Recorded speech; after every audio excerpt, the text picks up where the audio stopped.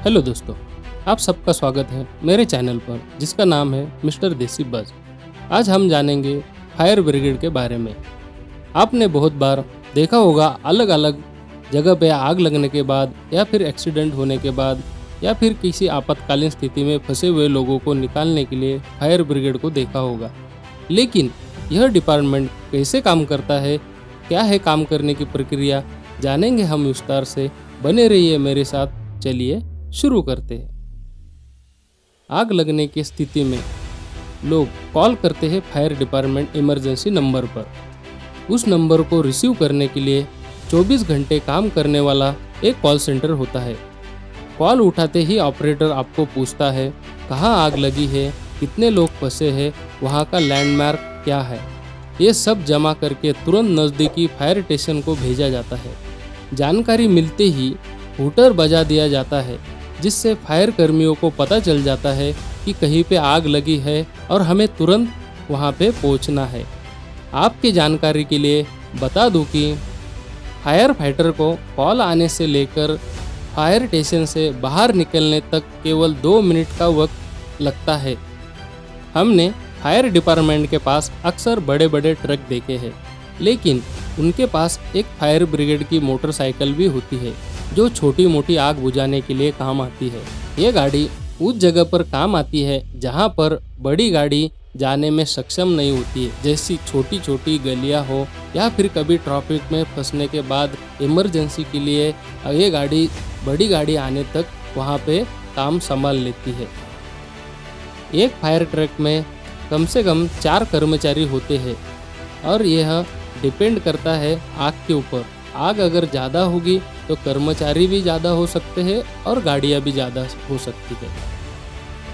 Fire कर्मचारी जिस जगह पे आग लगी है उस जगह पे सबसे पहले पहुंचने के बाद उसका मुआयना करते हैं।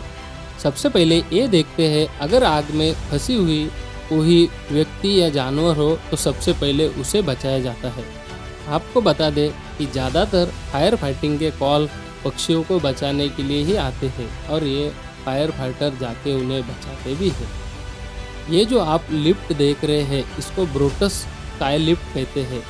ये एक फायर फाइटर चलाता है और यह 70 से 80 मीटर तक जाता है और इसका काम होता है आग में फंसे हुए लोगों के पास तक जाकर उन्हें सुरक्षित इसमें बिठाकर नीचे लेके आना। बात करेंगे अगर हम फायर फाइटर के सूट के बारे में, तो ये सूट इस तरह से डिज़ाइन किया गया है कि 1000 डिग्री तक के सेल्सियस का तापमान ये बर्दाश्त कर सकता है।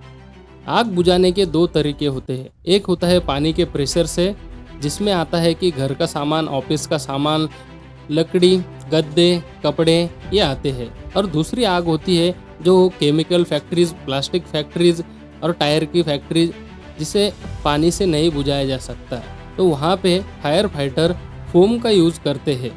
इंडिया में फायर फाइटर के लिए फायर डे मनाया जाता है। वो फायर डे मनाने के पीछे की भी एक कहानी है, वो कहानी भी मैं आपको बताऊंगा।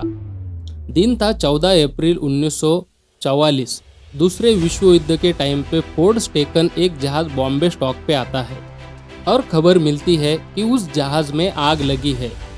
नज़दीकी फायर स्टेशन से फायर ब्रिगेड की गाड़ियाँ आग बुझाने के लिए मौके पर जाती है। देखती है जहाज में रुई और गोला बारूद भरा हुआ था।